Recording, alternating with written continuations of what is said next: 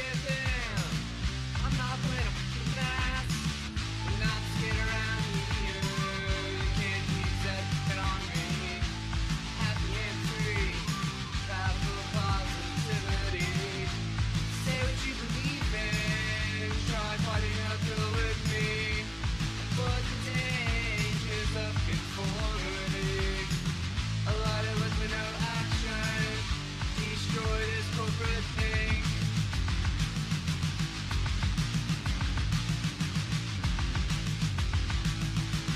A lot of us with no action. Destroy this corporate thing. Brave your ancestors for the power you need. We're not gonna give them. I'm not wearing a mask. We're not scared around here. You can't use that on me. Happy and free. Powerful positivity.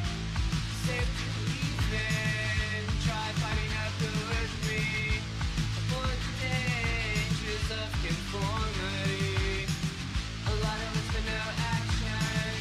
Destroy this corporate thing. Baby, your ancestors for the power you need. Baby, your ancestors for the power you need. Baby, your ancestors for the power you need. Baby, your ancestors for the power you need. Baby, your ancestors for the power you need.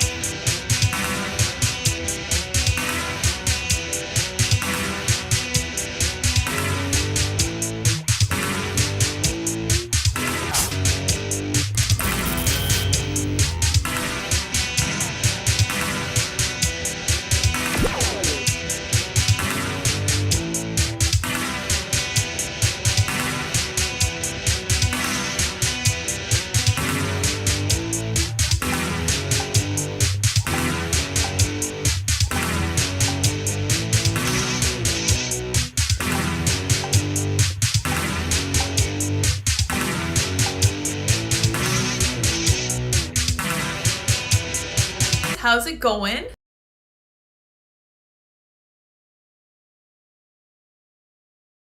Do I have a microphone? There we go.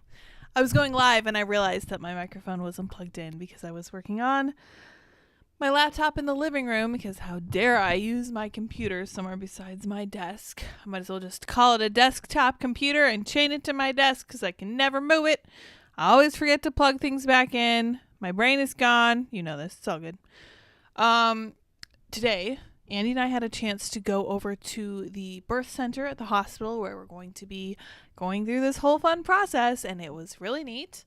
And we got to learn some fun stuff about the hospital. We got to see what's up over there and learn where everything was, find out where the food is. That's what Andy was interested in. No, I'm just kidding. He was not. I was paying attention to where the ice water was because that's my new thing. They told me I would be needing to pee every 10 seconds at this point. And they were right, but only because I also discovered that I really, really like drinking ice water, which is good for me because I've always hated drinking water so much, but now it's fantastic and I love it so much. I wanted to show you guys this Twitter tweet, this X tweet, TweetX. We're going to watch this little video. It's amazing and adorable. I don't know if people are familiar with this phenomenon, but sometimes when a baby is born, they come out in the amniotic sac and they're alive and it's fine. And here's one. So he was born, he, she, they, them were born during a premature, so they're premature, right? And they came out during a C-section. And this is what it looks like when a baby comes out inside the amniotic sac. I think it's amazing. Other people probably think it's gross. But it's so cool how little tiny humans develop. You can see his hair. You can see his fingers. Oh my gosh, that's amazing. Today I got to see the baby breathing, which is always fun. Didn't get any pictures, not feeling photogenic, but what you're seeing is a premature C-section where the baby was born encaul. That's what it's called, ENCAUL, and that is in the amniotic sac. It's so cool, and I just want to share that with you guys because when I went to pull up Twitter so I could look at how 47% of Democrats don't believe in free speech anymore, that was the tweet that came up instead, and I thought that that was much more uplifting than talking about how Democrats don't believe in free speech anymore, which is just incredibly depressing. We're going to be talking about what happened in Canada because that was fun. And Justin Trudeau has a truly novel excuse for what happened there. You're going to love it. It's so unique. Never been tried before. Just kidding. It's the oldest trick in the book, and you guys are going to be very annoyed by it, I believe. And we're using an article from my hometown paper. So that'll be fun. And then, yeah, I'm just going to talk for as long as I can.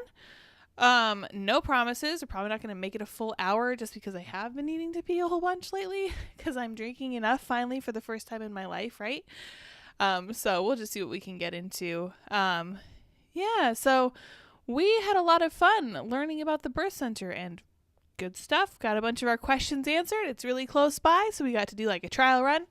That was neat too. And they told me, unfortunately, that it can take days to actually induce labor if you try to start it when you're not ready. And my doctor actually compared it to trying to break a green twig. I don't know if you guys are familiar with like trying to, I don't know, break a stick or something. If it's green, it's really hard to get started. And the doctor today checked and I'm nowhere near ready, but technically I'm still 4 weeks out, so that's not at all surprising. Baby's in the right position, facing back, which is how they're supposed to be, which is great too. So we are lined up, just need to make it happen.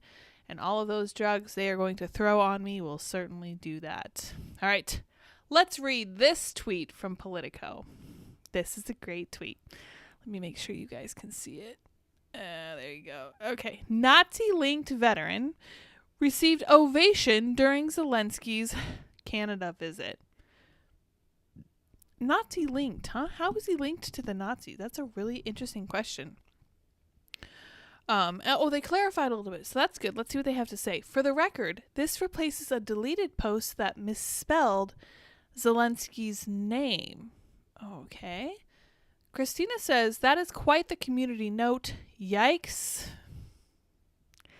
I don't see a community note, and I really don't like that they come and go. I hope that somebody screenshotted it in here. Good, they did. Okay, this was a community note, and it was amazing, okay?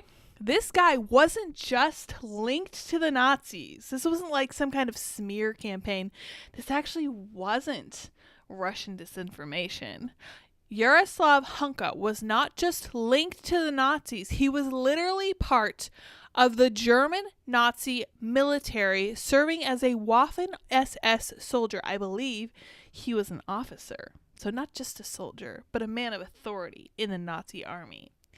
This group was declared a criminal organization by the International Military Tribunal in Nuremberg in 1946. That's right. The man they were honoring in Canada literally could not get veterans benefits because the Nuremberg trials decided that they were not entitled to them because they did heinous things.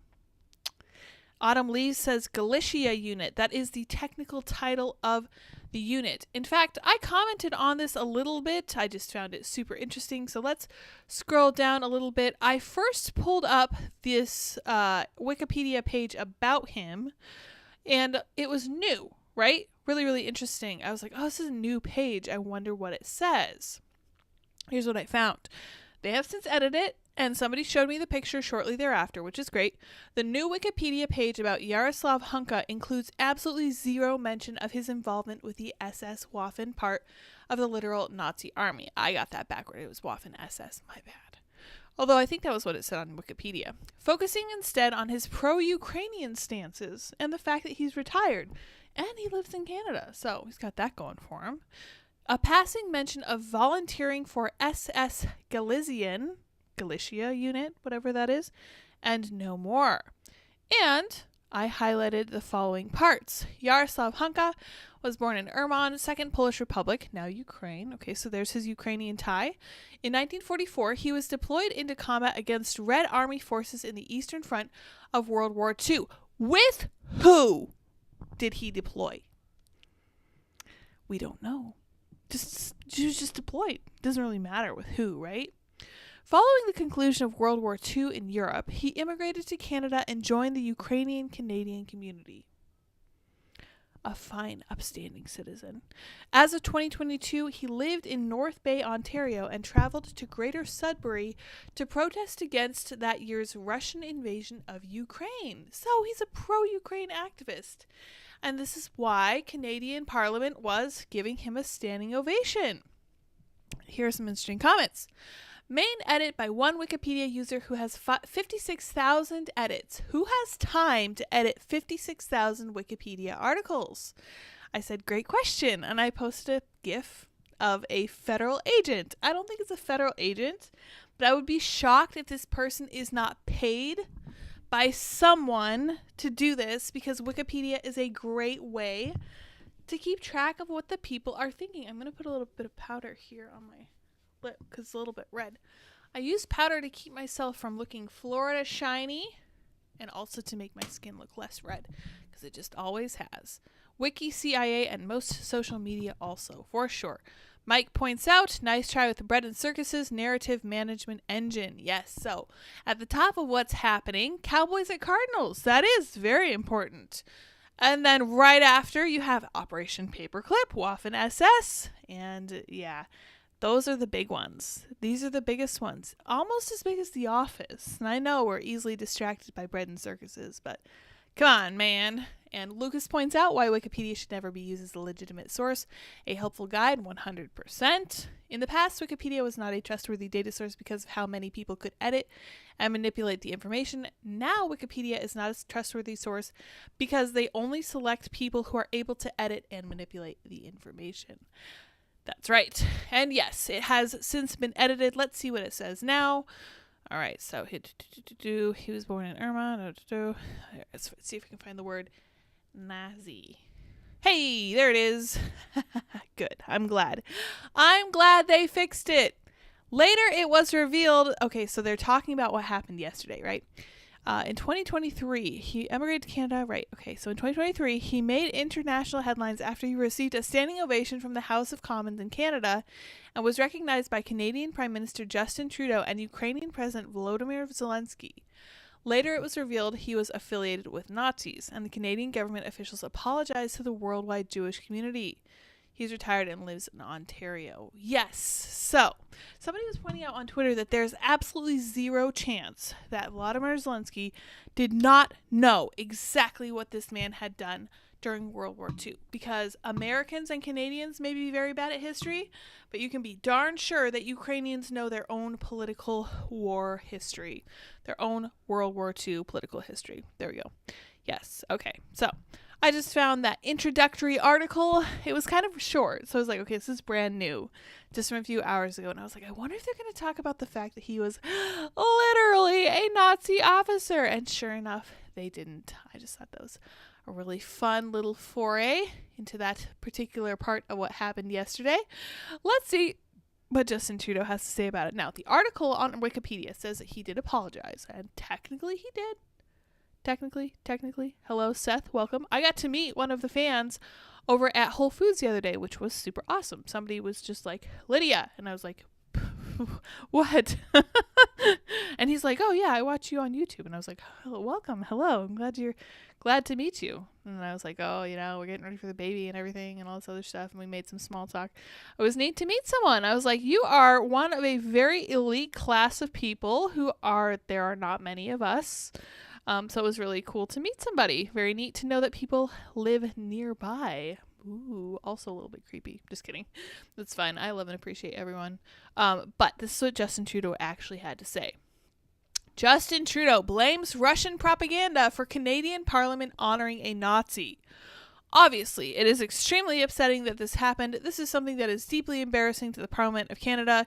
It's going to be really important that all of us push back against Russian propaganda, Russian disinformation, and continue our steadfast and unequivocal support of Ukraine. What does Russian propaganda have to do with Trudeau honoring a Nazi in Canadian Parliament? So, this is Justin Trudeau, the Canada's version of Gavin Newsom, just coming out and saying, don't listen to anything you hear, right? Don't believe anything you hear. Just because we made some stupid mistake and we actually literally gave platform to an actual Nazi, that doesn't necessarily mean that Russians aren't going to try to twist this. So let's see what Prison Mitch says. We're all trying to find the guy who did this with the guy in the hot dog costume. I have no idea what show this is from. You guys got to tell me what show this is from. Who is the man in the hot dog costume who says we're all trying to find the guy who did this? That's your question for the night. I don't watch enough TV to know where that came from, and it's kind of annoying. Yeah. Robin says, breaking, Trump is now being indicted for the Canadian Parliament giving an actual Nazi a standing ovation. Further details to come. Babylon Bee worthy headline. Absolutely. Sometimes YouTube does some things right. The placement of the play button underneath Justin Trudeau's nose looks like a little tiny mustache that we are all familiar with. But yeah, surely the unvaccinated had some role in this. It's probably the climate change. Yeah, absolutely. And so let's read this article from my hometown's newspaper, the Colorado Springs Gazette.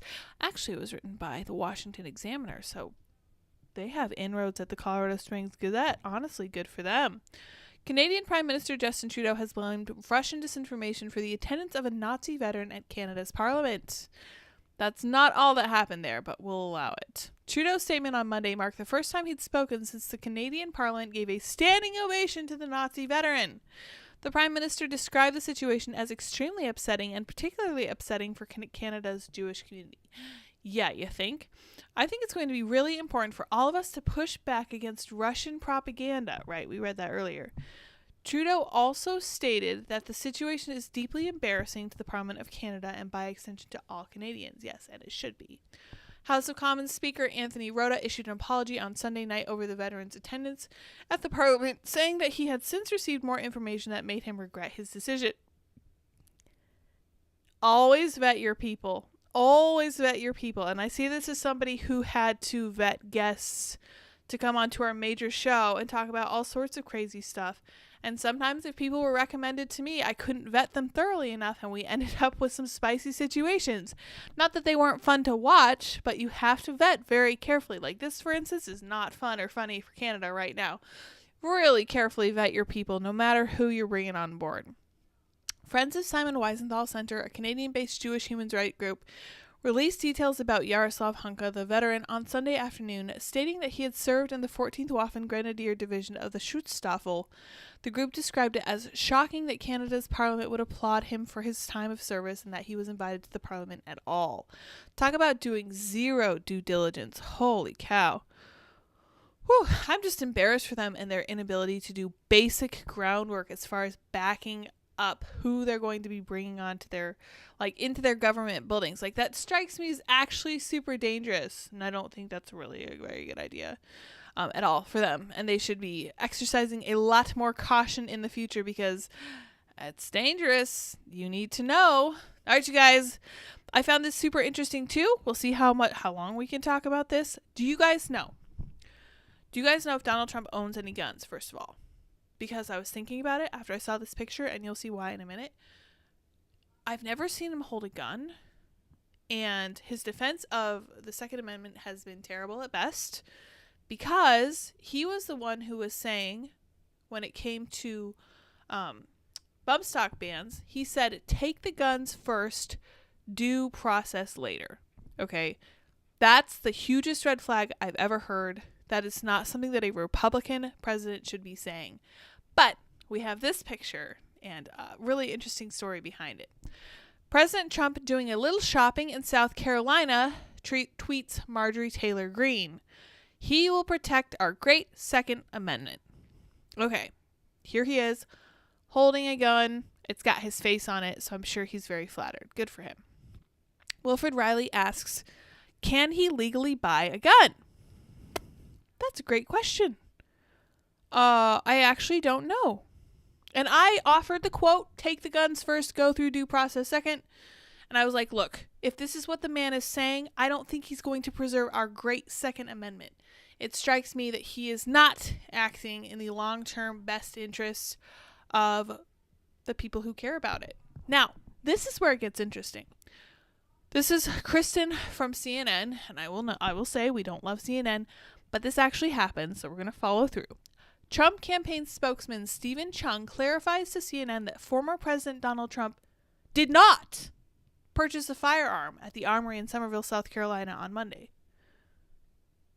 That is interesting. His own campaign is saying that he did not purchase it. I wonder why. So let's read this from Stephen Gutowski. I don't know anything about Stephen. Founder of TheReload.com, CNN contributor, covers firearms, gun safety instructor, Phillies fan. Cool. Okay, whatever.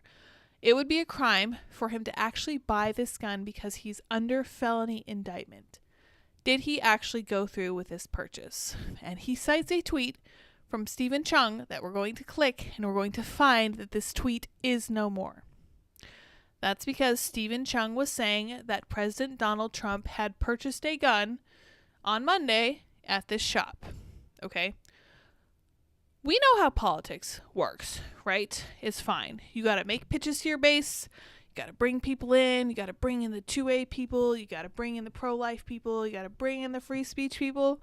I get it. But the Trump campaign saying this, first of all, incorrect at best, dishonest at worst.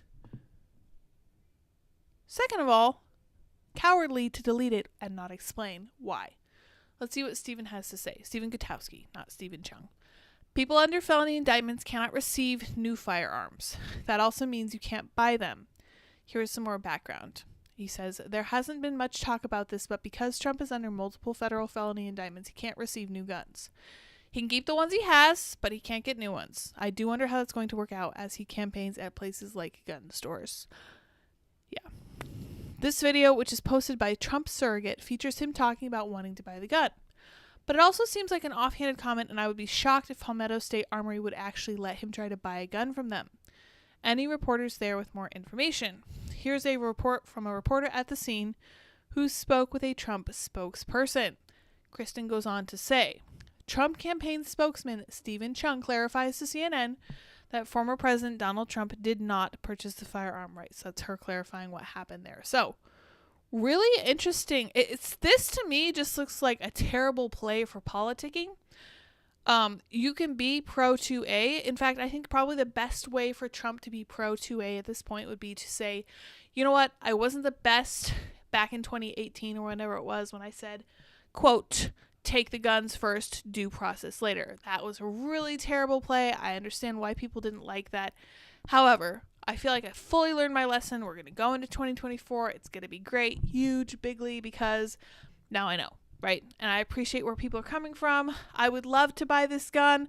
I'm not going to right now because I'm attempting to follow very carefully the letter of the law so that I don't get into more trouble, right? So Ben Shapiro talks about this constantly. He talks about how he overpays on his taxes because he really doesn't want to be in the crosshairs of, for example, the IRS, because he knows there's a target on his back. This is very wise, and I don't really understand why Trump doesn't really tend to follow this advice, because he could easily say, we're going to be extra careful. We're not going to do stuff like this. I can go and I can look at a gun. I can be like, hey, you know what? Standing in this gun store, I really appreciate all you 2A people. I understand how important it is for Americans to be able to buy and own guns. Super important. Totally get it. Not going to buy any guns today. I'm busy, whatever. Give some kind of lame excuse. But that's not what ended up happening. And I'm not sure if it came from him that they should say that he bought a gun, but I really don't like, I have not been in awe. I have not been in awe of the lack of regard that the Trump campaign and his surrogates have had for the truth. In fact, it's been kind of disgusting to me to watch them use leftist tactics, because we have people who use leftist tactics, and they are the only people who should be using leftist tactics. We're better than that. Now, is it the only thing that's going to win? Maybe. But if you are trying to win by telling lies and being dishonest and sharing half-truths, I don't think that that is a positive way to make positive change in the world. And I don't think that's the right thing for a GOP candidate to do. Now, hopefully, based on the polling that's come out about Trump versus Biden, which everyone is making hay out of very much, over a year before the actual election, how Trump is winning bigly ahead of Biden, who is literally basically a houseplant on steroids at this point. They're like, oh my gosh, he's got one way up on Biden. That's crazy. I'm like, he should. He should. He really, really should. And I don't even care what struggles he's up against right now. He should have like 600 points up on Joe Biden. It blows my mind that we're in a position where we're like, wow, he's doing so much better than Joe Biden. Joe Biden can barely put 2 words together. And I have to ask, I'm really glad that he's beating Joe Biden. That's great. That's fantastic. I don't think that this election is going to be against Joe Biden. Do you guys? I think they're going to run Gavin Newsom. And I've thought that for a really long time now. And I don't know if you guys saw this the other day, but he vetoed a bill that would have given trans people much more power in California and given judges more power to give custody of children to parents who are willing to, quote, gender affirm them. Why would he veto that? As far as I'm concerned, that's him saying that he's running for president in 2024. Now, he's going to go up against Ron DeSantis in what I think will be a fantastic debate, because California is a steaming pile of garbage, and Florida is honestly the best place that you can be in the U.S. right now. If you can handle the heat, some people can't. If you can handle the heat, if you're a man or a strong woman and you can handle the heat, Florida is the place to be. And I feel like everyone knows that. Like, literally the strongest 2A protections, they are pushing back and winning against Disney. And everybody told them that they could not do that, including Donald Trump. It surprises me that Trump thought it would be a good idea to side with Gavin Newsom, because I suspect they're going to be running head-to-head when it comes to the 2024 election. I hope I'm wrong, because I don't see Trump winning that one. But at the same time, Gavin Newsom has a little bit of an albatross around his neck when it comes to, the entire state of California. The actual state of the entire state of California. Because that's a mess, and everybody knows that. And people are fleeing that state. But Gavin Newsom won his recall election because Stockholm Syndrome, he's good looking according to Californians who are super shallow and vapid and Hollywood based, and he won. And he won handily, easily. And I am always talking about how there actually are conservatives in California, but it's hard for me to believe. Because it was so easy for Gavin to win his recall. But my main concern is that Trump actually won't be running against Biden. It's great that he's crushing him in the polls. I would be distressed, disgusted, and annoyed if he weren't. I'm shocked that it took this long to get one with him up so much as he was in this most recent one. I can only hope that that improves as the election gets closer. I do not think the Democrats are going to run Joe Biden. I think they're going to run Gavin Newsom because he's a pretty face and he has all the right progressive policies. But we'll see. Place your bets now, right? I think the redheaded libertarian predicted that Democrats were going to run Gavin Newsom as well. And might be right. She's made some really good predictions in the past, for sure. She's a sharp cookie. All right, speaking of Democrats, I just wanted to get that out of the way because the gun story was super interesting. I wanted to point out that leftist tactics are not a way we want to go. I don't appreciate that. I want a president who's actually conservative. I want a president who's actually pro-life, etc., etc. But you guys know that already. Anybody who's watched me for more than like 3 minutes knows that 100%. So let's read a little bit about this. And I want to read this article about how Democrats have become too liberal for their own voters. Interesting. I want to see why. I pulled up at the last minute, so we will be exploring it together. Mike Lee, at Based Mike Lee, I think this is actually Mike Lee, who's in our government, Mike Lee, yep, U.S. Senator for Utah. He's great. Love him. 47% of Democrats say free speech should be legal, quote, only under certain circumstances. And Mike says, let me guess, those, quote, certain circumstances are present only when a Democrat is speaking. Nicole says, correct. Yes, exactly. So let's read this tweet from Tom Bevan, who works with Real Clear Polling. Yeah, co-founder, president, Real Clear Politics. Excuse me, Real Clear Politics, not Real Clear Polling. What was I thinking? Stunning numbers among Democrats in RCOR's new poll on free speech and censorship. 47% of Dems say free speech should be legal only under certain circumstances. 34% of Democrats say Americans, quote, have too much freedom. 75% of Democrats say government has a responsibility to censor, quote, hateful social media posts. Only 31% strongly agree with the statement, I disapprove of what you say, but I will defend to the death your right to say it. This is a very troubling information, but I don't know about you guys. I'm not surprised. Let's see.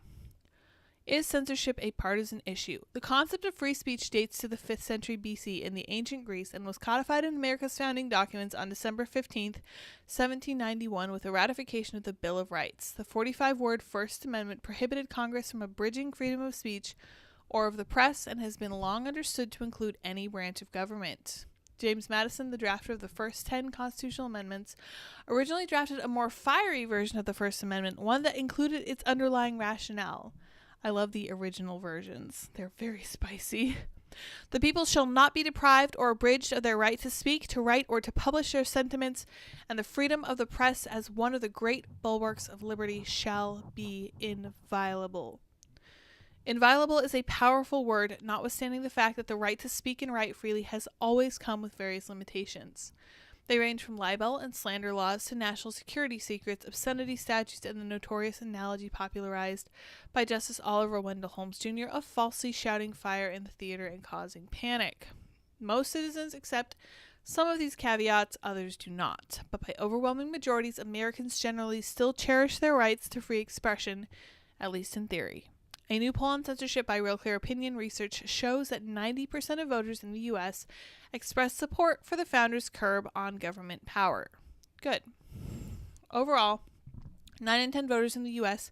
think First Amendment protections for freedom of speech is a good thing, while only 9% think it's a bad thing. That's great. This is agreed upon across the demographics like party affiliation, age, and race. For those who oppose censorship and put a premium on the free flow of ideas, that is good news. But there is bad news, too. Inevitably, in our nation's current hyperpartisan political environment, when one bores down on the subject, deeply divergent perspectives emerge, partisan differences. And this is not surprising to anyone. Painting with a broad brush, Democrats grant significantly more deference to government than do Republicans when it comes to regulating free speech. This was not the only fault line revealed by the RCP survey. Some of what's dividing these differences is generational, as millennials and Gen Z have come of age in the digital age environment in which reasonable expectations of privacy seem a relic of the past. Those under 30 are more open to censorship by the government, adding that 42% of this cohort deem it, quote, more important to them that the government protect national security than guard the right to free expression. Among those over 65 years old, the corresponding percentage was 26%. As a gender gap reveals itself, one that dovetails with the discrepancy in party registration between men and women, but which is more pronounced. Asked whether they support free speech even if it's deeply offensive, 78% of men answered affirmatively compared to 66% of women. And this is why some people provocatively say, repeal the 19th Amendment, but that's much too broad a brush. But the most glaring gap is between conservatives and liberals, i.e. between Republicans and Democrats. Let me see if I can plug my computer in before it dies. That would be ideal. Oh, my tangled wires. Oh, Andy, come help me. Okay, that's fine. It should be fine. Let's see. On the issue of free expression, at least, Republicans are not the authoritarian party. That distinction belongs to Democrats, the party launched by Thomas Jefferson, the founding father who famously stated that if he were forced to choose between a government without newspapers or newspapers without a government, I should not hesitate a moment to prefer the latter. How far the Democrats have fallen. This is a relatively new development. Traditionally, opposing censorship, whether imposed by government or corporations, was a bedrock principle of liberalism in this country. The American Civil Liberties Union was founded in 1920 to promote and defend free expression, and this ideal was at the heart of liberal thought, liberal lawmaking, and liberal jurisprudence for most of the 20th century. But times change, and notwithstanding the controversial current push by social conservatives to denude public school libraries of content they dislike, shut up, Real Clear, that's incorrect. The new Real Clear Opinion Research Policy poll is the latest to document the gradual change that's taken place on the left when it comes to free expression. Here are some of the findings. Republican voters, 74%, and independents, 61%, believe speech should be legal under any circumstances. Democrats are almost evenly divided. A bare majority say speech should be legal under any circumstances, and 47% say it should be legal only under circumstances. Nearly one-third of Democrat voters, 34%, say Americans have too much freedom. This is compared to 14.6% of Republicans. Republicans are most likely to say Americans have too little freedom. Only 22% of Democrats feel that way. Independents were in the middle in both categories. Although majorities of Democrats, Republicans, and independents agree the news media should be able to report stories they believe are in the national interest, this consensus shifts when it comes to social media censorship. Shocking. A majority of Democrats, 52%, approve of the government censoring social media content under the rubric of protecting national security. Among Republicans and independents, this percentage is only one-third. Poll respondents were read this statement: I disapprove of what you say, but I will defend to the death your right to say it. Only 31% of Democratic voters strongly agreed, compared to 51% of Republicans. Fully three-quarters, that's a low number for Republicans too. Don't get me wrong, this is shameful as far as Republicans go because these numbers are rookie numbers, literally rookie numbers. We should care so much about this. This is almost the only thing that matters. If we don't have freedom of speech protected at every single level by every single institution, we have nothing. We barely have a country. Fully three-quarters of Democrats believe government has a responsibility to limit hateful social media posts, while Republicans are more split, with 50% believing the government has a responsibility to restrict hateful posts. Wow. Again, embarrassing for Republicans. This is really, really bad for Democrats, as far as I'm concerned, but not good at all for Republicans either. Democrats are significantly more likely than Republicans to favor stifling free speech rights of political extremists. Also, Republicans don't vary by group, but only about half of GOP voters favor censorship, whether asked about the KKK, Nazis, or the Communist Party. This last finding, which is perhaps counterintuitive, dovetails with groundbreaking research released earlier this year on free speech by 3 California college professors. Their study examined liberals' greater willingness to embrace censorship of online content. The study posited 3 likely explanations. 1, liberals are convinced by the presence of the fact gap in the current political environment, which is to say that liberals' desire to clamp down on the misinformation stems from certainty that conservative content is, objectively speaking, less factual than liberal media content. Wow, that's an interesting conclusion to draw. 2, instead, conservatives' reluctance to censor was based on a values gap, i.e. a genuine belief in the free marketplace of ideas, regardless of the media content. 3, what's really at play are party promotion incentives, which the authors define as a desire to leave misinformation online that promotes one's own party by flattering it or denigrating the other party. This is a really interesting article. You guys should 100% check it out. I appreciate it for sure. I think there's a little silly commentary about how the Republicans are trying to denude public school libraries. We know that's not what that's about. It's just silly analysis, but here we are. Let's see what you guys are saying. Has Biden officially declared yet that he's running again? Yeah. Kanye Ron says Dems will cheat extra hard this time. Well, then we will rely on good, influential state governors like Kim Reynolds and Ron DeSantis and some of those governors to make sure that their individual states are not bowing to Democrats' requests for cheating. Sorenko points out California has the most conservatives out of any state, but that's mainly because California is so big. Yeah, so California is It's good and bad because they're huge. That means that conservatives really get drowned out easily. He would be based if he had a shoulder holster under his jacket, just a holster, no gun. Not sure. Serenko says Trump will never admit he has made a mistake. Yeah, I'm afraid that's the case. And he's constantly talking about the terrible people who betrayed him. He hired them. He hired the people he says betrayed him. And his party will at the same time tell you that he's the only guy who can defeat the left, while simultaneously telling you that the reason he wasn't more successful for his 4 years in office was because the left actively defeated him. And I just want to know which way we're going to go here, because either he is omniscient and he can make this happen, he's omnipowerful, he can crush the left as soon as he is in office, then I'm just left with my little meme that says, that's great.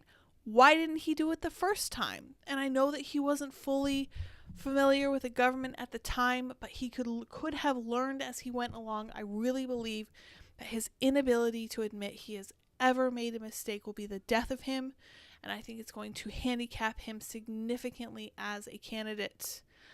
I don't know if he wins against Newsom. I hope he does. Obviously, he's definitely better than Newsom. Not seeing it. I don't know. I just don't know. I don't really make predictions like that, especially over a year out from the election. But man, I have a bad feeling about this. Anyway, let's read about how Democrats are too liberal for their own voters. The Democratic Party has undergone a shift since 2020 in which its own voters believe it has veered too far to the left. That is interesting. Let's read.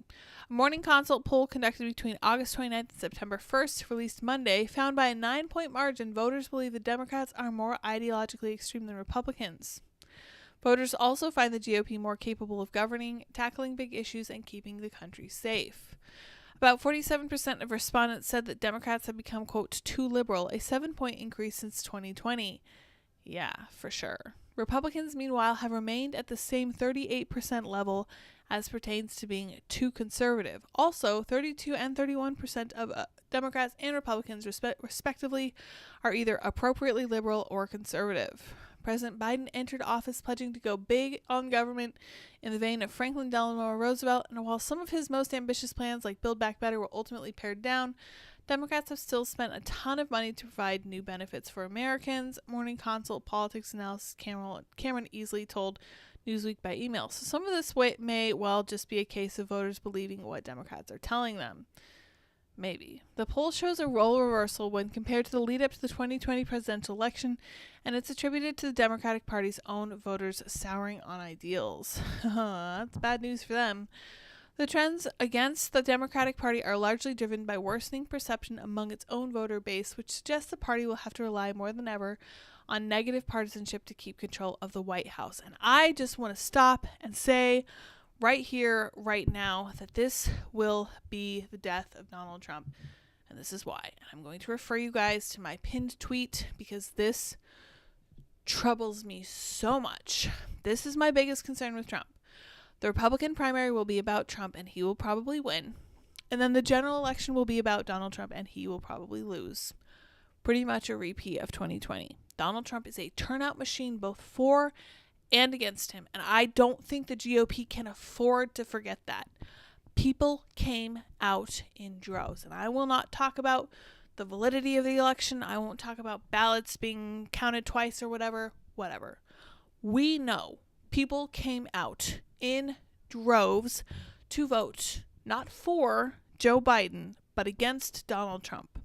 This is actually something that Tim Pool was saying back before he was a super, super, super huge fan of Donald Trump as of this year. He was saying he thought that he thought that Donald Trump was anti-elected in 2020. And I thought that was a great way of looking at it because I think that's exactly what happened.